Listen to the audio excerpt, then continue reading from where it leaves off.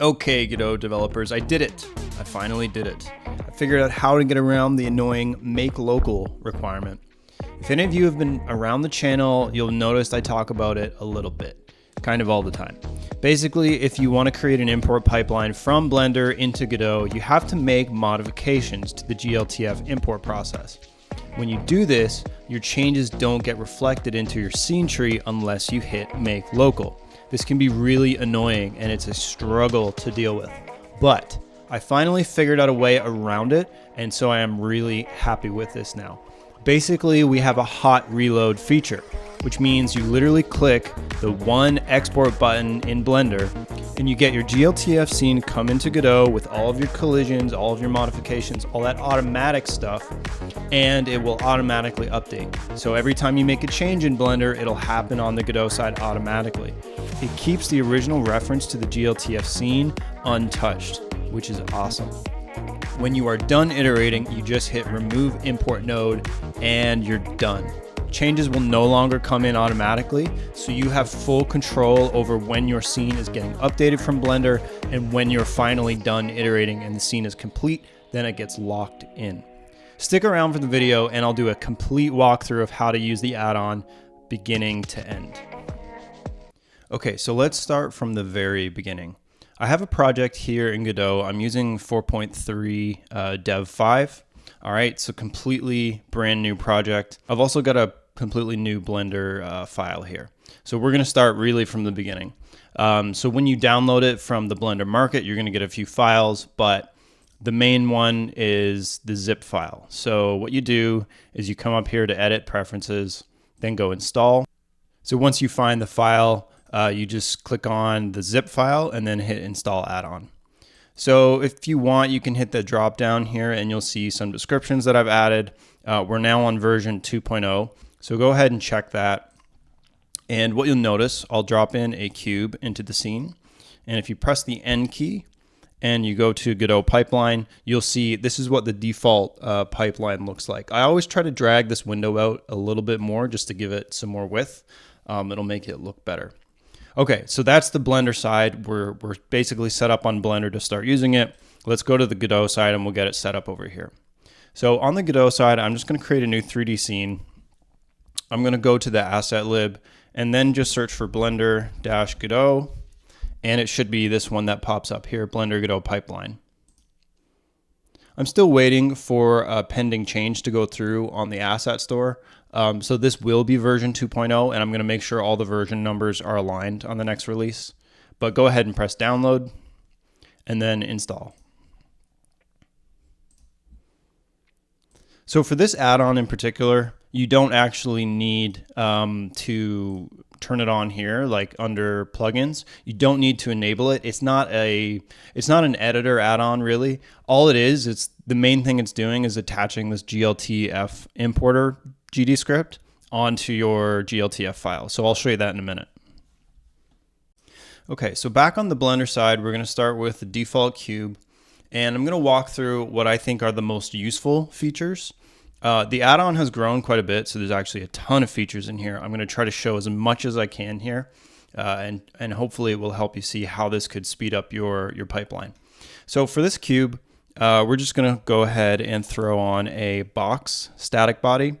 So if you just hit set collision, and then if you hit display add-on data, this is a new feature. It'll show you a quick summary of, here are the cube custom values. We can see it's assigned to object. So I'll go over that in a little bit. What's the difference between assigning to mesh, assigning to object? And then we can see the collision and the shape details. So you can scale as well, like if we change the scale, but you'll notice that the values don't change. Like if I change the scale on this and then I hit set collisions again, you'll notice that we still have these values here. And the reason is that on the Godot side of things, the collision shape is going to have a value of 2, 2, and 2 for the side lengths. But the object is going to have a scale, so the whole thing's going to be scaled up. There's a reason you might not want to do this, but we'll talk about that in a little bit. So I'm going to reset the scale back to 1. So we have this shape, and I'm going to throw in just one more shape as well, just to kind of show some differences here. If we do a cylinder, I can throw in a cylinder. Let's do a rigid body. Okay, set collisions. And let's do a Suzanne monkey. And on this one, maybe we'll do a tri-mesh. And we'll do, say, an area 3D. Okay, so with those collision shapes set, let's finally go ahead and export this and see what we get on the Godot side. So first you're just going to want to come down to the export panel. If it's not already expanded, then you can just hit expand. I've been kind of expanding and collapsing these between takes of the video, so I apologize if they randomly seem to be opening and closing. So you come down here, you hit the file. We just need to find our project. All right, so I have this project pipeline test, and then I'm going to drop a test.gltf right in the root folder of that project. So I'm going to hit accept, and then you can see this file name is here. So if we press export for Godot, on the Godot side, you should see that import happen. And now we see this test.gltf file. Now, this is not going to do anything right away. What we need to do is come up here to import, look at path, and then you assign that add-on, right? So go to add-ons, Blender-Godot Pipeline, assign the GLTF importer to that, and then hit re-import. So the whole idea here is that there's a few steps that you're going to have to set up once, and then every subsequent time you make changes, it happens automatically. Okay, so if we drag this into the scene, the first thing we notice is that we have actually two nodes here. We have a test node and a test underscore imported. So this has to do with the new hot reload feature. And the idea here is that test maintains that original link to the GLTF import. And this basically means that whenever you make a change to your model on the Blender side, that node, this node here, is actually what gets the update. Now, because a GLTF import script is attached to it, and in this case, it's actually the scene initialization script, what we get is we get this duplicate structure here that has all the actual stuff we want. So we can come in here, we can easily see we have a static body cube, we can hide the mesh, we can see that collision looks good, right? Now here's the huge benefit of this. With the hot reload feature, we can change things on the fly from Blender. So let me show you what I was talking about with scale. If I scale this up and press export, come back to Godot, you'll see that this happens automatically now. And if you come to here, for example, we hide the mesh, you can see that the collision shape is scaled up by default. Now, this is what I was saying earlier. If you go to Blender and you hit display add-on data, you see the size is still 2.0. But if you go to item, you know, obviously those dimensions are larger. And the reason for that is the scale applied to Godot. If you look at the transform here on the collision shape, you actually see that scale is applied to the collision shape as well. So apparently Godot is happy with this. I remember a few versions ago it used to complain if the scale wasn't set to 1. But scaling a collision shape seems to be fine, right? So in this case, what we're doing is we're scaling the mesh and the collision shape. If I come back here and hit Control A, apply rotation and scale, you might notice that there's a problem now. So if we go ahead and export, now if we hide the mesh here, you'll notice that collision shape is much smaller because it's just 2 meters by 2 meters by 2 meters. So what you need to do is if you apply rotation and scale, come back up to the collisions panel. All right, so this one was a box, static body, and then you just hit set collision again. So we'll display add-on data. It's kind of tricky, right? So display add-on data creates this little pop-up, and if you mouse away, it'll disappear. But now you can see those size X, Y, and Z are now 4.15. So we export again, and we hide the mesh here. We can see that that's fixed. All right, so that looks pretty good. Looks like we have a rigid body here that came in fine. And then the tri-mesh is creating that more complicated tri-mesh collision. All right, let me show you what a simple collision looks like if we change this to, say, a simple static body, and then we export that. So this is a simple collision. So hopefully you can see how useful that hot reload feature is. You can change collision shapes in basically a single click, and then it automatically comes on here. Okay, so one obvious, I suppose, issue with this is that if we hide the imported node and you unhide the original node, you realize that like we have duplicate geometry here in the scene. So you're going to say to yourself, okay, this is pretty inefficient, right? For every GLTF scene I have, I'm going to have a duplicate of it. Well, here's the intention, right? This original node contains the link to the actual Blender file. And then this is the add-on magic, right? Where it does all this stuff for you.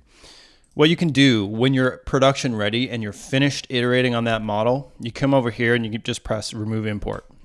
When you hit that remove import button, the original node is gone. And now what happens is if I make a change here on Blender and hit export, you'll notice that we don't get any changes here, even though this GLTF file updated. So at this point, I would call it a deliberate change where you're locking in the scene. So after this point, it's not going to change automatically from Blender. If we want to get it back, though, it's not too hard. We just delete this guy, drag this one in, and then you can get the hot reloading again, okay? So that's the whole idea behind the hot reloading. This is about as good as I could make it, given the limitations of this whole import process. But I'm personally really happy with this. I think this is a really, really fast way to iterate. Okay, so moving forward, I want to do a few more things. We're going to look at scripts and materials. Let's come back to maybe this Suzanne head. And if we look at, say, the mesh, you're going to have a surface material override. So what I would suggest doing is create your material here in Godot, right? So we're going to create a new material. I'll set an albedo. Let's ramp up the saturation and pick a color. Okay. So let's say we want this kind of gold sort of color. And this can be any material. This can be a shader material. We'll do a quick shader material example after. But what I would recommend doing is if you have that material and you want to get this as a part of your pipeline, you're just going to right click this, then hit save as, and then we'll just keep the name as is, new standard material 3D. Obviously, I would recommend organizing your files much better than this.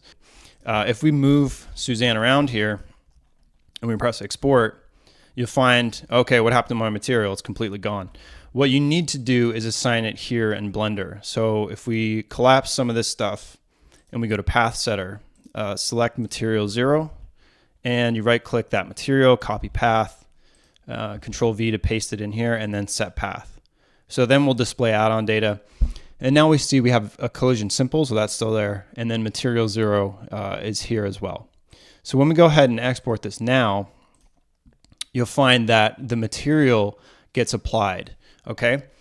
So it's doing a little bit of intelligent stuff here, obviously. It's wrapping this whole thing in a static body, collision shape, but then it knows to apply the material to the mesh itself, not to the, static body, which you can't apply material to anyways. So if we do one more material test, I could make a icosphere, for example, and then assign that same material and then export. And then we should see, we see that gold material on this. And this is just a mesh. Okay, one more quick setting I'm just going to hammer through here is this name override. Let's say I don't want this to be called icosphere, and I want to call it, say, I don't know, foobar, right?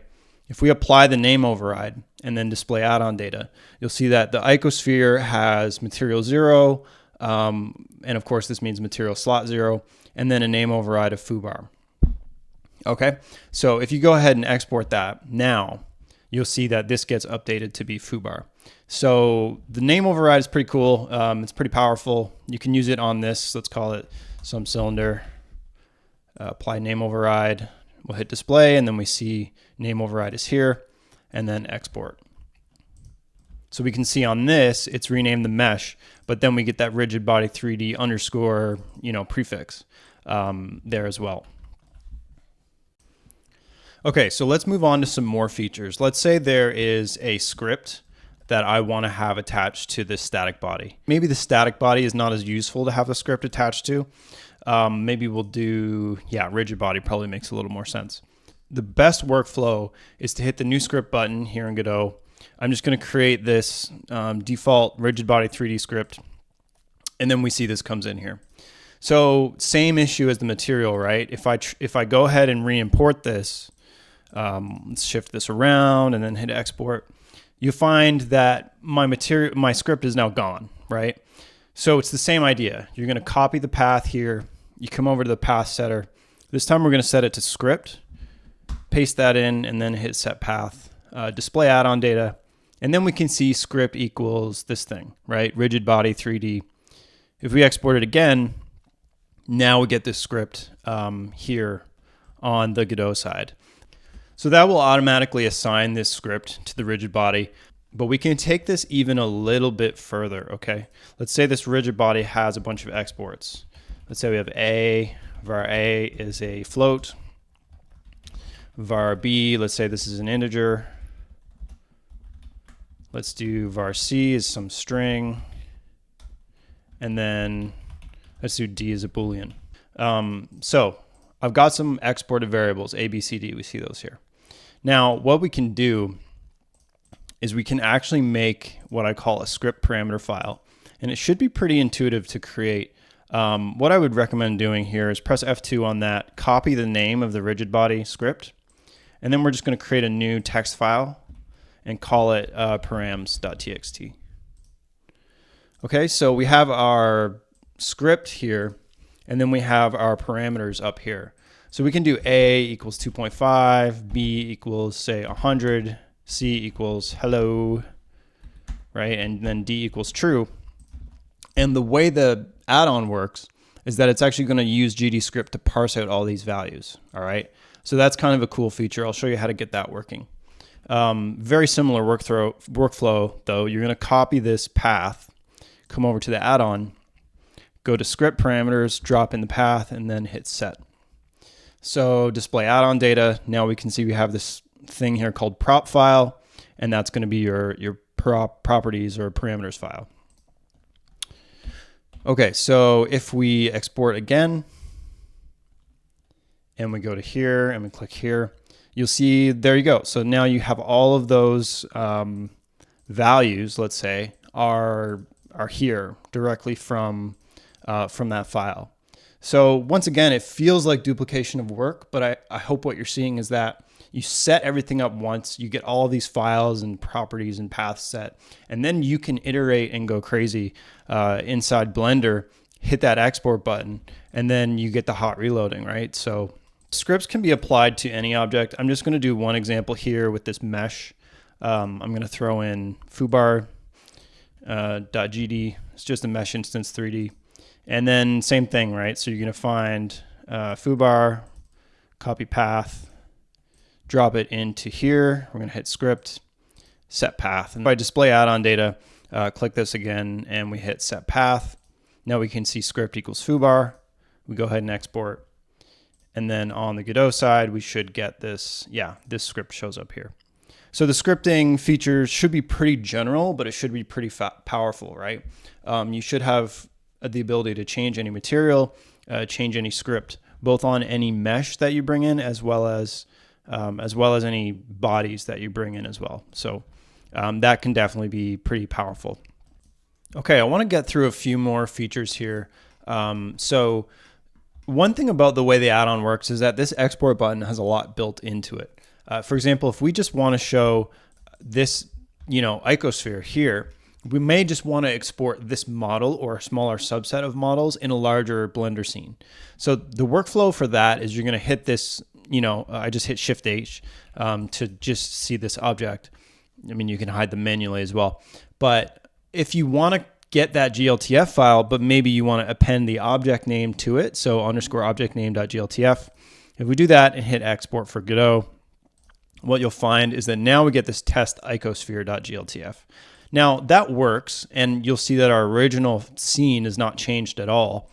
But you'll notice that the GLTF that it created, it doesn't have the import script on it. So you do have to come in here and then attach that import script. You just have to do it once.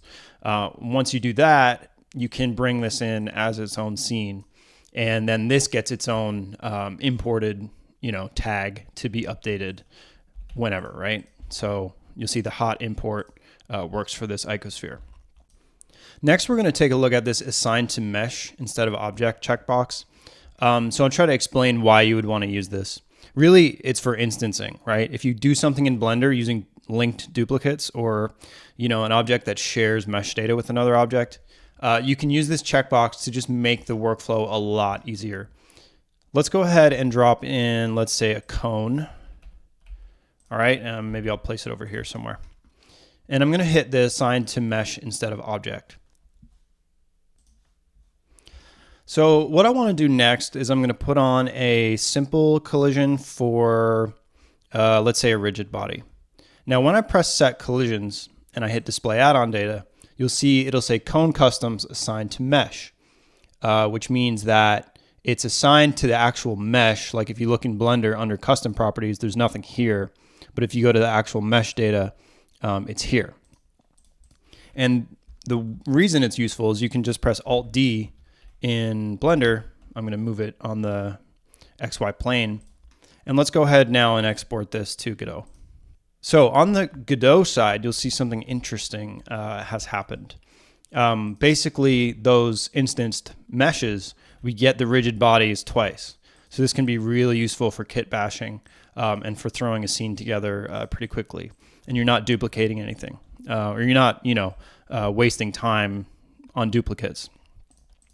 And of course, with linked data, if we change this and then export, it changes both, right? So this is really, why this is such a powerful feature. The other thing about the modern or the forward plus renderer, I would say, is that Godot does batching really intelligently. Let's see if we can get it to work here. And take a look at this. This is kind of cool, right? You'll notice that we have two objects and a single draw call. So the engine is actually batching these together, which is pretty awesome. Let's go ahead and throw a shader on one of these cones. So I'm going to do a new shader material, and we're going to create a new shader. All right, so if we click on it, there we go. We can get this opened. And let's do something like albedo equals vec3 1 0 0. And I need a semicolon. All right, so now we have this material. So if I want to apply this material to every object that gets instantiated here, we got to do a little bit of a couple of things here. We're going to save this material, and maybe I'll just call it cone material. And then we have to save the shader as well. So we'll save the shader as a cone shader. On the other side, what we're going to do is we're going to set a material in slot 0 as well as a shader. So let's do the material first. So we have cone matte. We'll copy path, paste it, and then make sure assign to mesh is checked. So we set that path, right? Display add-on data, and then we see that material is here. Next, we're going to set the shader, and we find that cone shader, copy path, and then hit set path, display add-on data. Okay, so now if we go ahead and export, you'll see that both objects get the material. And that instancing, you can do that as many times as you like, right? We know that the Godot engine batches really smartly. It's batching draw calls, which also tells you that it's batching, you're not doing a material switch between each one of these as well. So I thought that was really cool when I learned that, the engine is just natively compatible with how linked duplicate data works in Blender. Okay, so let's look at one more feature that I think is really useful, and that is composite collision shapes. So if we hit, I'm just going to shift right click and then drop in a cube. Let's say you have this, somewhat complicated or convoluted shape in Blender, right? So you got a bunch of these weird loop cut things happening. We can make a collision shape for this pretty easily. Duplicate the object, and then we'll hide the original. We'll go into vertex mode, X-ray, and we're going to separate by the large sections that we want to be collision. So we'll separate this, and we'll separate this. So now we're left with these objects. And usually what I like to do at this stage is take all these and move to a new collection called collisions or whatever, name it something useful. But basically these are going to create the collision shapes for this cube. Now what we want to do is we're actually going to take all these 4 collision shapes, hide them for now. This is going to be, we'll call this composite collision test. We actually want to take all these shapes and parent them to that composite collision test. So if you shift click all these, hold control, and press composite collision test. We're going to press Control P and then object. And what you see is all of those shapes are now parented to the main shape. Okay, so what we do now is we're going to hide that. We're going to go out of X-ray. We don't really need X-ray anymore. We're going to select all these, and under collision, we're going to do a box collision, and we don't need a body for any of these. They're just going to be collisions, and we can do display wireframe and discard mesh, right? So we don't need the meshes. We don't need any bodies. It's just going to be a whole bunch of collisions. And if you look at the add-on data, you'll see it has this special collision flag as well as the data for each one. Now for the actual main mesh, let's say, you're going to need a body, and you can choose whatever you want. So in this case, we're going to set the collision to none. We're going to set the body to, I don't know, how about area 3D? We don't want that wireframe, and we do want to keep the mesh for the main object. Okay, so you can see this these kind of lines that shows you the parenting structure to where the origin is on the main mesh. Okay, so let's press set collision and then export for Godot. And then on the Godot side, we see this thing here. So here's our area 3D. There's your original mesh, right? And then you can see those collision shapes. And those collision shapes can be anything, right? They can be any of the collision shapes that we've looked at so far. You're just parenting them to the actual object that you want to have, that mesh for, as well as the body. So that workflow is pretty sweet as well, I would say, for creating levels and creating more complex collisions while you're maintaining a lot of simplicity in the collision shape, right? So the engine's going to be very happy to calculate these kinds of collisions. So I think that feature is also super, super useful. So one more thing I just noticed as I finished up this step is that I still had assign to mesh on, I think for just about all of these. So if we click on, say, the main composite object, display add-on data, you see assign to mesh, as well as the individual shapes assigned to mesh. It really doesn't matter. Like, you can do either. It's not going to break the workflow. So if we click on this, we can see, yeah, that was all assigned to the mesh data. Whether you assign it to the mesh or the object, it really is irrelevant. It'll all work exactly the same. The only question is, are you going to make, linked duplicates of that? And then it can smartly do batching and some things like that. So whether this is checked or not will not have a major impact, as I said, unless you do these linked duplicates. In that case, it'll really help. There's a couple more options under the path dropdown here I want to go through. So we've seen script, we've seen materials, shaders. Nav mesh, I'm not going to do in this video. I have a completely separate video dedicated to that. Mostly that is just a workflow in Blender on manually creating nav meshes that are much tighter and work a lot better. I do want to go over Multimesh, however. So Multimesh, exactly as the name implies, you can have some sort of mesh here. Let's say it's a torus. And we are going to turn on assign to mesh. So you're going to want this one turned on as well. And then we're just going to Alt-D. We're going to create a bunch of linked duplicates for this thing.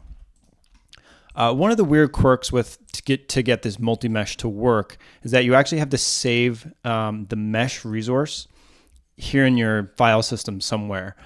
So for me, I'm just going to type in res, and then we're going to say torus.tres. Right, so that just is going to set a path to save the mesh as, and the reason is that a little dictionary gets set up on the Godot side, and it finds each one of these objects, and for each object that matches, this resource file, it kind of combines them all into a multi-mesh. So let's go ahead and press set path, and let's look at display add-on data, and then we can see multi-mesh equals this res. So we do an export for Godot. Come back in here. So the multi-mesh is set up correctly. You can see it here in the scene tree. If we hit this, you can see that there's 7 instances, which is correct. And the mesh, as I mentioned, gets saved as this torus.tres. So this is a little artifact just about, how the add-on works. I'm going to try to find a way to program around this in the future because it is a little bit annoying having to save that mesh off as a resource. But it will overwrite each time that you import from Blender. So let's say I modify the mesh, right? Do something like that, and then export again. You can see all these meshes get updated. So it's just, like I said, a little artifact of how the add-on actually works, but it does work quite nicely. And obviously, these draw calls are definitely batched The only difference between this and actual batching that's happening in the engine is that a multi-mesh, you can't clip it and render fewer objects. It's all or nothing, right? So if nothing's in the view plane, you'll see that the object count is 0. But if you get even part of this, then you're rendering the whole object. Whereas batching, yes, we are still rendering separate objects, but they're batched into a single draw call. So you can see that primitive count kind of comes up and down. So this might actually be better. The forward plus renderer has this really nice way of doing this, right? Whereas these guys, it doesn't matter how many you're looking at. I don't know if you can see that on the screen there, but if we're looking at 0, obviously the whole thing gets occluded. But if we see even part of it, right? If we see even part of this multi-mesh, we have 1976, and that does not change for seeing more or less of those objects. Okay, so to put a bow tie on this, let's say our magical scene is done here, this really weird collection of shapes and a monkey. If you're ready to ship this and you don't want this to link anymore, so what I would recommend at this point is deleting the original node. So the imported ones you want to keep, and then we want to delete the test node. So remove import node, we hit check there, and then the icosphere will do the same thing. This node we're not really using right now, right? So if we pull this around, you can see that's its own, right? Its own complete separate node. We don't need that. But yeah, when you're done with your scene and you no longer want to update from Blender, you can do that. And as I mentioned earlier, right, this is not a destructive process. So let's say you lose the whole scene. Well, all you have to do is drag it back in, and then everything's there again. So thanks for watching. I hope this is helpful. I really want more people to start using this in their workflow. I'm getting some great feedback from the community. Some people who are pointing out, these edge cases that I haven't necessarily tested myself. We are making the add-on a lot better, and I hope it can really speed up your workflow for making 3D games in Godot. So I'm really excited to see what you guys can make. Feel free to like and subscribe, comment if this is something you like, and let me know if you want to see more stuff like this. Okay, thanks for watching, and I'll see you next time.